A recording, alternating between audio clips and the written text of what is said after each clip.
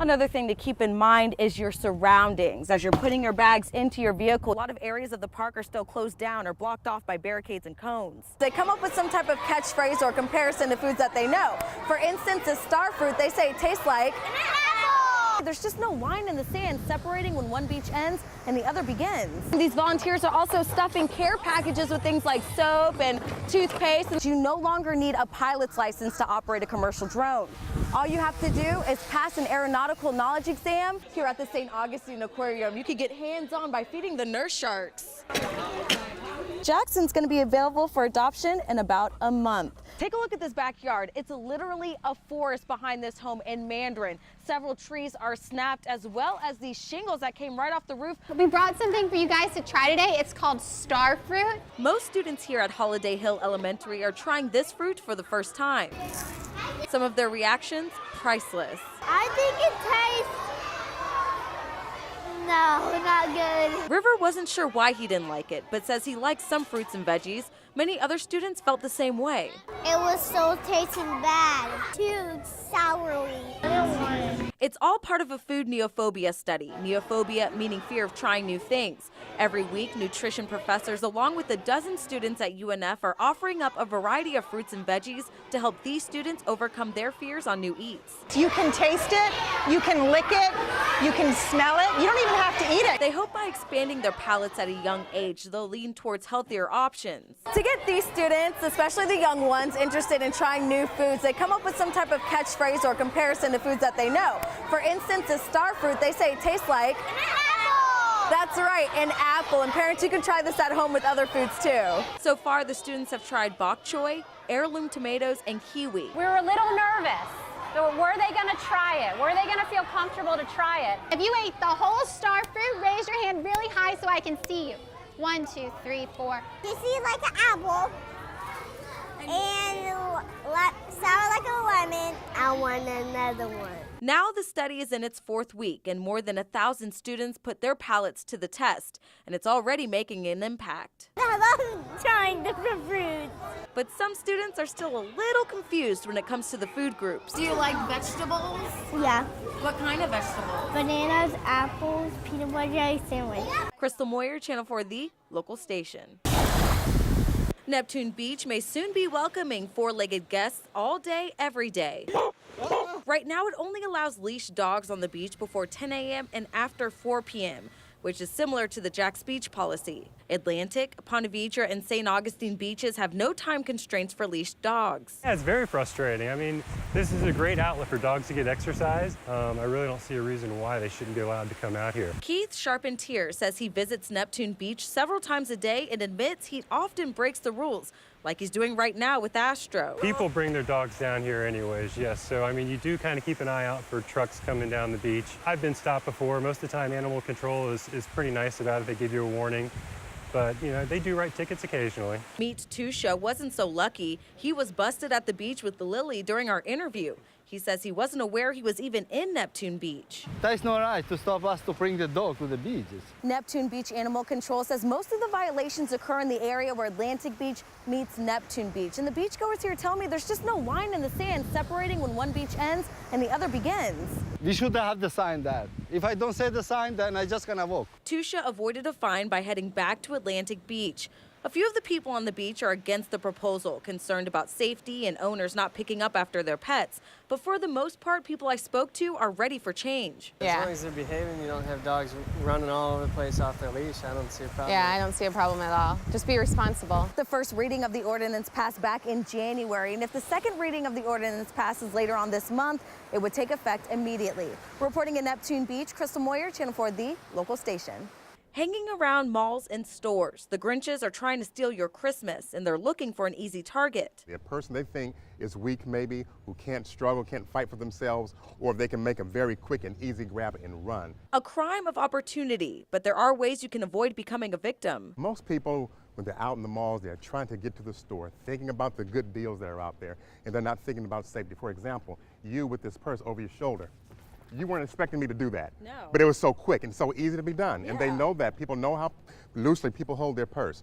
And it's so easy to grab. The best thing, especially when you have a crossbody purse like this, is put it over your other shoulder. News4Jack's crime and safety analyst Gil Smith says the bad guys probably won't want to take the time to grab the bag from around your neck, causing a scene. That some safety measures were left behind. For example, you may have a package in the back seat, and they're not there. They went back inside the store after dropping off the package.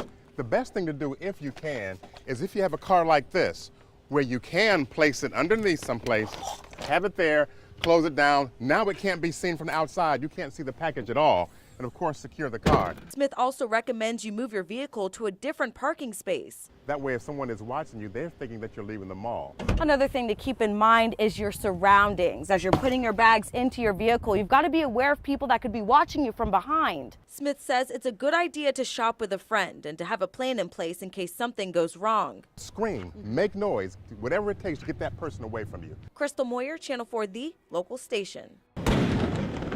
As a Navy sailor, when you see or hear something like this, you've got to act fast to protect your ship and its sailors from an attack. A lot of moving parts, a lot of things have to go into place. The sailors aboard the USS Iwo Jima are responding to a real-life scenario, a small boat attack. If we're attached to the pier, then we rely a lot on the installation to help us. But if we're kind of out there steaming, making our own power, we can get away from trouble just as fast as we can get into it. In this case, they were docked at Naval Station Mayport, so it was all hands on deck as simulation gunfire erupted. It's all part of a 2-week exercise that includes local agencies like JFRD and JSO. The exercises are being held in Navy bases across the country and is not in response to any specific threat. But the security officer for the USS Iwo Jima says they have made some changes to the way they respond as a result of the recent terrorist attacks. Heightened awareness, more training, so the sailors and the Marines that you interact with here are more aware of it. During the exercise, they also trained for a mass casualty scenario, treating those who were injured and quickly transporting them to safety. More than 1,000 sailors and Marines took part. After the exercise, there will be a briefing on how successful the response was and if any changes or improvements need to be made. Crystal Moyer, Channel 4, the local station. Some may describe it as the sound of nature, while people at UNF say it means trouble. Adult geese are protective of their nests, and they can be aggressive towards students and anybody else walking by. Assistant Director of Physical Facilities Chuck Hubbock says another issue is what the geese leave behind. That was pretty considerable. We refer to it as carpet bombing, where they would just cover the sidewalks, literally. We had people complain about their shoes, about tracking it into buildings. Hubbock says the department couldn't keep up with the cleanup. Canadian geese are federally protected birds, so they had to find a way to control the goose population without harming them. Get it, get it, get it. That's where Bee comes in. She jumps in the pond full of geese and scares them away. That'll do, good girl. Bee is a 4-year-old border collie. Since she was a pup, she trained to be a goose dog. Border collies know they're not going to catch it. All they do is herd. David Bennett is her handler and vice president of Goose Masters. He says a lot of other options just don't work. The static displays and all that stuff, they don't chase. She is seen as a predator, and that's sometimes all it takes. The Goose Master has to be very specific with his commands. A lot of these ponds at UNF are really close to the roadways, like this command. Come here, Bee. Come here. Come here. Lie down. And she's a great listener. Come by. That'll do. Here, wait a me. Bee makes a trip to campus twice a day, and after about a month, UNF has seen a huge decrease in geese activity and cleaner sidewalks. They won't land if she's here. She's a friendly dog. Once she's finished working, David will let the students pet her. She puts a really nice face on the whole idea, the whole program. Bennett says he loves his job and the time he gets to spend with Bee. Where else can you take your best friend to work and be around your best friend all day? Well, except for my wife, but you know. Crystal Moyer, Channel 4, the local station. To say this sport is intense is an understatement. That's probably why quad rugby is also known as murder ball. 8 teams from as far as Canada came together for this weekend's tournament. To score, a player must get the volleyball across the court and past the goal line. Number 9 from the home team is Ronnie Adams Jr. He's from a small town in North Carolina and was involved in a bad wreck when he was 18. I broke my neck C6, C7 spinal cord injury. So I have limited hand function, and I'm paralyzed from the chest down. Adams admits the news of his condition was hard to swallow. After a couple years of rehab, he learned about quad rugby and plays here in Jacksonville. Yeah, we practice 2 times a week for 3 hours, and it's a lot of cardio, a lot of extra, weightlifting. They're strapped into specially made sports chairs with angled wheels. And I also have my feet strapped in with a ratchet strap, so when I go over, I stay in the chair. Adam's family says this game changed his outlook on life and has given him a sense of normalcy. If he hadn't come here and got into this sport, he would still be upstairs in the house. Yeah, he would give up. You're only as limited as you let yourself be. That's my motto. And although things can get extremely competitive on the court, every one of us are friends off the court. A support team that can't be beat. Crystal Moyer, Channel 4, the local station. No matter how dull the room was, she was sure to come in and brighten that room. Mary Kelly is talking about her daughter, Emily Cook. She says they did everything together, but not anymore. We lost our beautiful, bright 15-year-old daughter to a drunk driver. It happened December 13th, 2014 in Gainesville when Emily Cook spent the night with her new friend Ashley Ertl. Around 10 p.m., Ertl's dad said he would take them to the gas station. He passed several cars at a high rate of speed of 85 miles an hour, if not more. On the 2-lane road, he collided with a woman driving an SUV. She T-bones the front passenger seat, which is where Emily is sitting in her seatbelt. Troopers would later learn the driver, Jeffrey Ertl, had a blood alcohol level nearly 3 times the legal limit. When I pulled up and I saw all of the lights, my heart just started pounding and beating. My heart literally was in my stomach. Emily and Ashley, 2 young teens, both died at the scene. I walked straight in the door and go to her bedroom, and I hold her pillow because I can smell her. And that's all I had. That's all I had to hold on to. I didn't get to see her. That would be the most difficult Christmas for Kelly and her family. Emily was the youngest of 4 siblings. It's the hardest feeling in the world, and it's hard to breathe at times because it hurts so bad that it's hard to breathe without her. This is where that crash happened, along 53rd Avenue, just a couple blocks away from Emily's home. Now all that remains is that memorial site. And Emily's mom hopes it urges drivers to make the right decision before they hit the pavement. It could have been so prevented.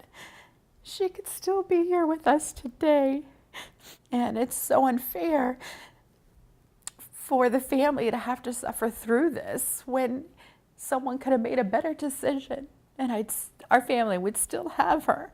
Jeffrey Ertl survived the crash. He's now serving a 20-year sentence in prison for 2 counts of DUI manslaughter. Mary Kelly hopes her story will convince people to think twice before getting in the car, even with someone they trust that's been drinking. Even if it's a parent or a loved one, she says it's important to seek other options and keep that person from getting behind the wheel. Crystal Moyer, Channel 4, the local station. It's anything but quiet here at Clay County's Animal Care and Control. This shelter is full after they were contacted by a local woman who handed over 36 dogs and cats. But the director says the woman had good intentions, fostering animals from rescues, taking in strays and other pets abandoned by neighbors. This is Pogo. He came in yesterday as part of the 36 animals. You can tell he's in good body condition, and that was part of what she told us is she was spending $50 every 2 days just on dog food alone.